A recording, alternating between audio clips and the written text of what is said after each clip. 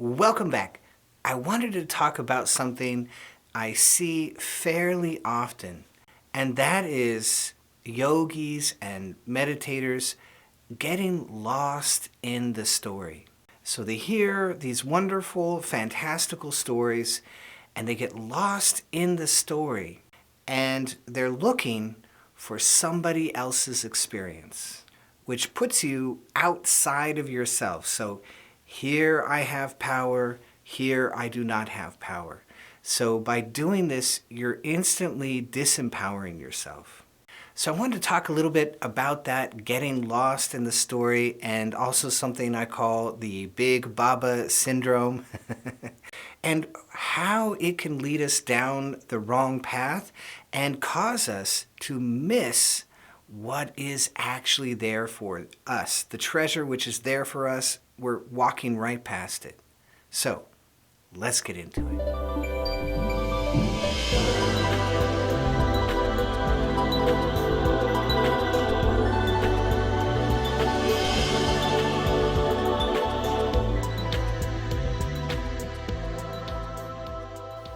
Tad James was a wonderful NLP teacher, neuro-linguistic programming. He also discovered timeline therapy. Amazing, amazing form of therapy. Dives straight into the way that you are holding things in your memory. And the core message that he would harp on over and over and over again, I mean in every single lesson basically, was, are you at cause or are you at effect? So if I blame somebody else for something in my life, for example, now maybe there are very good reasons for that. Maybe they were directly involved.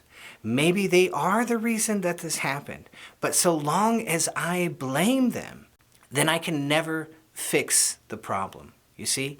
Because I'm waiting for them to fix their problem, and I might wait forever. But if instead I say, okay, wait a minute, how did I get myself into this situation? How did I do that?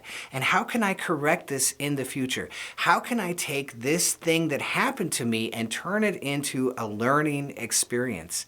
And oh my God, you take all that power you were giving away and suddenly you're taking it back into yourself and you're so empowered. It's kind of amazing. And this is what we're doing when we get hooked into somebody else's story. It's not our story, it's their story. And it's so easy to go, oh, I don't have any spiritual experiences because it doesn't look like that. You want to hear the biggest joke on me? I was listening to the Samadhi poem by Yogananda, and that's a very specific experience which he is describing. And so I thought that's exactly what samadhi looks like. And so I had a samadhi, and I didn't know it was a samadhi for years. Oh my God, so hilarious, right? Should be very simple to define, but how many people know how to define samadhi? Very, very, very, very few. And some of the people you think can define it cannot define it. So it's so easy, and I've done it, and that's why I'm here to talk about it. It's so easy to hook into somebody else's experience, and especially when those experiences are over the top descriptions of what happened. And so a lot of people read the autobiography of a yogi, and they get lost in those stories. And you might say, oh, Forrest, here you are again, putting Yogananda down. That's not what I'm doing. This is something that the monks would talk about. They knew this. Mitra Nanda would lecture the new monks about this all the time. He's like, didn't you read the beginning? The opening line, lest ye see signs and wonders ye will not believe. And you got hooked on the miracles, but that's not real spirituality. Being enamored with miracles is not real spirituality. Yogananda tells a wonderful story in his lessons. He says, look, This young man went out and he found a guru, and this guru taught him to walk across water, and the young man was so proud. I think it took him 5 years to master, and he comes back to his father and he shows his father, "Father, look what I can do." And his father shakes his head. "My son, you have wasted 5 years for what takes me 5 rupees for the boatman to get across. What a useless skill." Oh no. Oh no. This is Yogananda's story. This is what he really thinks about miracles. Somebody told me, "You know, Forrest, I think you ruined the autobiography of a yogi for me." And oh my God, I'm so sorry. But there's a sweetness down here which I want you to find. So I'm taking away the shiny toy. I'm sorry. But there's a sweetness that goes way beyond the flashy toy. Because when you're hooked into miracles, when you're looking for that big thing in your face, when you're looking for God, I used to say to myself, I think I'm waiting for God to come and slap me across the face, and I'm missing all the whispers. And that's it. If you're looking for miracles, if you're looking for the shiny toy, then it makes you numb.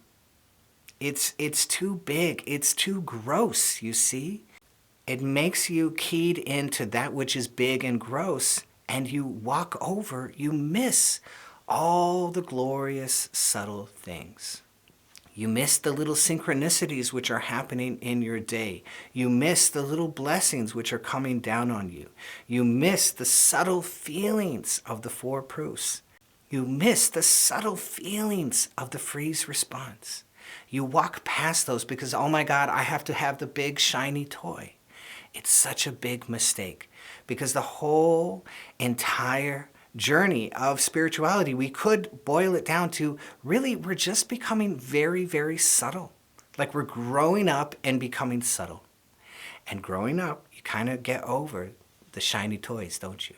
It doesn't mean that miracles don't happen. It means they're your miracles, not somebody else's miracles. So take that power back. Bring it back into you. And if we don't, and you get lost in the story for a very long time, some people, they start hanging all their power on the big Baba. Oh my God, I have to have a big Baba. I can't solve any of my problems unless I have the big Baba. I can't do things for myself. I have to have the big Baba. And I see this lead people astray now and then, and it's kind of sad occasionally. I call it the Big Baba Syndrome. I'm so locked up in that story. I gotta have somebody that I can hang my hat on. I gotta have this outward form I can hang my hat on. And then I think I'm okay. And again, that's your power externalized. It's not true yoga. True yoga is always interior. Always. 100% of the time. It's not about the experience with the guru outside of you. That is only the beginning. That beginning is supposed to lead you into the experience internally.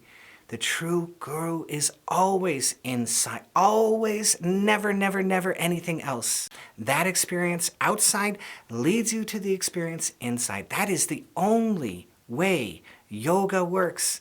Yoga doesn't give a rat's patootie about anything out there. It says, no, don't give me the lecture. Don't give me the line. I will figure it out. I will do it myself. I will have the internal experience. That is the core essence of yoga. You can't externalize it. It's wrong. It's just wrong. It goes 100% against the philosophy. You see, that's the point I'm trying to drive home. So forget the story, forget the Big Baba. It inspires you? Fantastic, wonderful, that's great. How can I hold that against you? Of course not. No, it was inspiring. I love it. Don't throw the baby out with the bathwater, right? But just remember, it's got to lead you inside. The true experience is a subtle experience inside of yourself. And when you have that, it is yours. And you're going to experience it in your way. Maybe you're more visual. Maybe you're more auditory. Maybe you're more kinesthetic. Maybe, you smell things. Some people will be in meditation, they'll smell roses suddenly. This is a true spiritual experience. That's, that's through your nose.